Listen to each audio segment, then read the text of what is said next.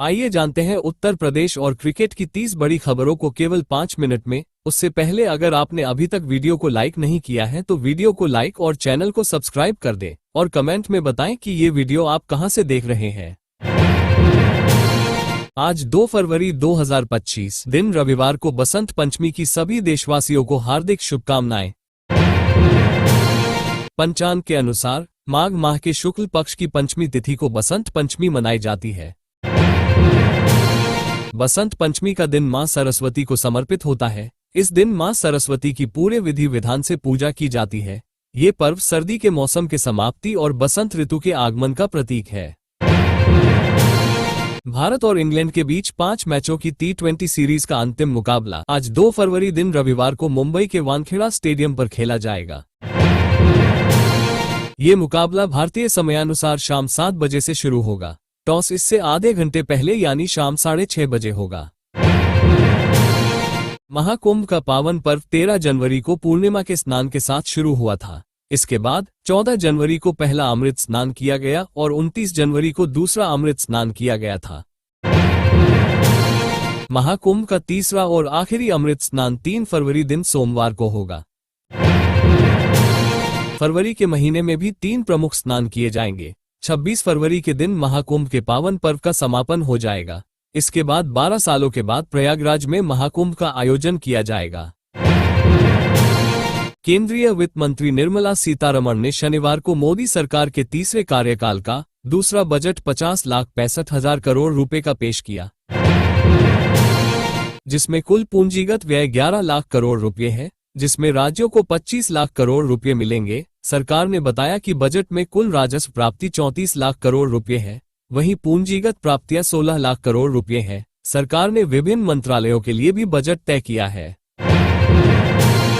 किस मंत्रालय को कितने रुपए मिले, आप सभी मंत्रालयों के नाम उनके बजट मनी के साथ मोबाइल स्क्रीन पर देख सकते हैं।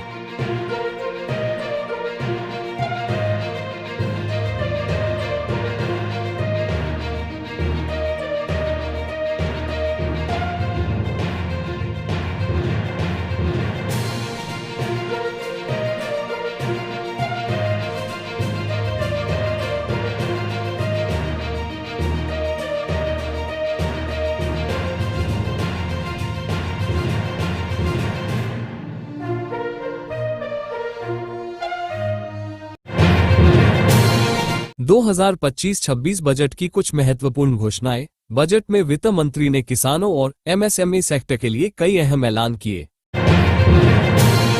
मध्यम वर्ग को बड़ा तोहफा देते हुए वित्त मंत्री ने 12 लाख रुपए तक की आय पर कोई टैक्स नहीं लगाने का ऐलान किया।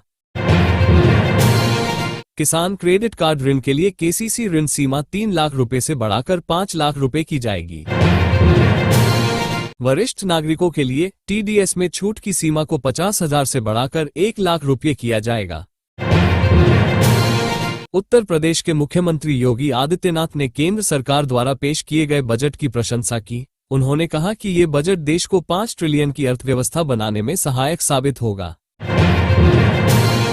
मुख्यमंत्री योगी आदित्यनाथ ने कहा कि केंद्र सरकार द्वारा प्रस्तुत किया गया बजट विकसित भारत के संकल्प की सिद्धि में मील का पत्थर साबित होगा।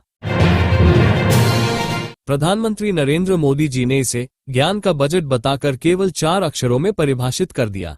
ज्ञान मतलब G फॉर गरीब, Y फॉर युवा, A फॉर अन्नदाता और N फॉर नारी शक्ति। सभी को सशक्त करने से ही देश आत्मनिर्भर और विकसित बनेगा।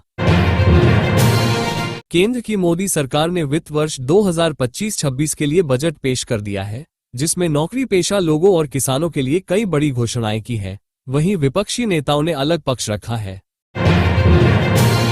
बसपा सुप्रीमो मायावती ने बजट पर कहा कि ये राजनीतिक स्वार्थ पूरा करने वाला बजट है। ऑल इंडिया मुस्लिम जमात के राष्ट्रीय अध्यक्ष मौलाना शहाबुद्दीन रजवी ने बजट पर प्रतिक्रिया दी। उन्होंने कहा कि यह बजट उम्मीदों पर खरा उतरता है। इसमें अल्पसंख्यकों के हितों का ध्यान रखा गया है। यूपी सिपाही भर्ती की शारीरिक दक्षता परीक्षा दौड़ 10 फरवरी से आयोजित होगी। शारीरिक मानक परीक्षा और दस्तावेजों के सत्यापन में सफल अभ्यर्थी इसमें शामिल होंगे। शारीरिक दक्षता परीक्षा 2 चरणों में होगी। पहले चरण में दौड़ के लिए अर्ह अभ्यर्थियों के प्रवेश पत्र डाउनलोड करने का लिंक 3 फरवरी को, जबकि दूसरे चरण का 10 फरवरी को जारी किया जाएगा। यूपी में 70% कर्मचारियों ने अंतिम तिथि 31 जनवरी तक अपनी चल और अचल संपत्ति का ब्यौरा मानव संपदा पोर्टल पर दे दिया है। सचिवालय प्रशासन विभाग ने स्वमूल्यांकन आख्या ACR के लिए 1 सप्ताह का अतिरिक्त समय देने की मांग नियुक्ति विभाग से की है। गोपाल वेलफेयर सोसाइटी की ओर से हाथरस के अर्पण धाम गेस्ट हाउस में 2025 के मॉडलिंग शो का आयोजन किया गया, जिसमें हाथरस की कुल 12 युवतियों ने प्रतिभाग किया। वंशिका गुप्ता को मिस हाथरस और प्रिया चौधरी को मिस क्वीन का खिताब मिला। शिवानी शर्मा मिस रनअप रही। प्रदेश में इस बार जनवरी का महीना सामान्य से ज्यादा गर्म रहा। मौसम विभाग का पूर्वानुमान है इस बार फरवरी का महीना भी सामान्य से ज्यादा गर्म रहने वाला है। जनवरी के आखिरी दिन शुक्रवार को प्रदेश के प्रयागराज में दिन का पारा प्रदेश में सर्वाधिक 31.8 डिग्री सेल्सियस दर्ज किया गया। वहीं 6 डिग्री सेल्सियस के साथ अयोध्या सबसे ठंडा रहा। मौसम विभाग ने वसंत पंचमी के बाद 3 से 7 फरवरी के बीच पूरे प्रदेश में हल्की से मध्यम बारिश होने के संकेत दिए। महाकुंभ में श्रद्धालु स्वच्छता का भी संकल्प निभा रहे हैं। 13 से 31 जनवरी तक दिल्ली की आबादी से करीब 9 गुना 31 करोड़ 46 लाख श्रद्धालु देश दुनिया से आकर संगम में डुबकी लगाकर चले गए, लेकिन 19 दिन में मेला क्षेत्र में मात्र 6000 मीट्रिक टन कूड़ा ही निकला। प्रयागराज नगर निगम के अनुसार यहां रोज औसतन 300 और विशेष पर्वों पर 400 मीट्रिक टन कूड़ा निकल रहा है। इसे घूरपुर स्थित प्लांट में भेजा जा रहा है। आखिरी मौका, अग्निवीर वायुसेना भर्ती के लिए आवेदन की तिथि बढ़ाकर अब 2 फरवरी यानी आज तक कर दी गई है। पहले अंतिम तिथि 27 जनवरी थी। उम्मीदवार ऑफिशियल वेबसाइट पर आवेदन कर सकते हैं। यूपी में एक और एक्सप्रेसवे आपके रास्तों को सुगम बनाने जा रहा है। यह नया एक्सप्रेसवे गंगा एक्सप्रेसवे को जेवर एयरपोर्ट से जोड़ेगा। इस रास्ते पर लगभग 4415 करोड़ की लागत का अनुमान है।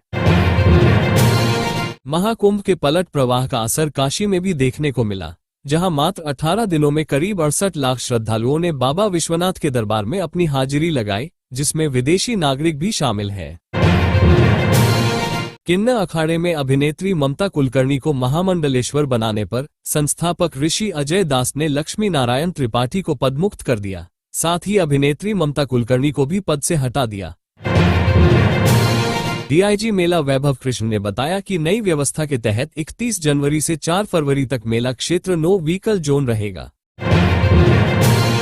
मेला क्षेत्र में श्रद्धालुओं के आवागमन की व्यवस्था सुचारू रखने के लिए ये कदम उठाए गए हैं। उत्तर प्रदेश मदरसा बोर्ड के द्वारा संचालित होने वाली मौलवी सेकेंडरी, आलिम सीनियर सेकेंडरी की परीक्षाओं का कार्यक्रम घोषित। ये परीक्षाएं 17 से 22 फरवरी के बीच होंगी।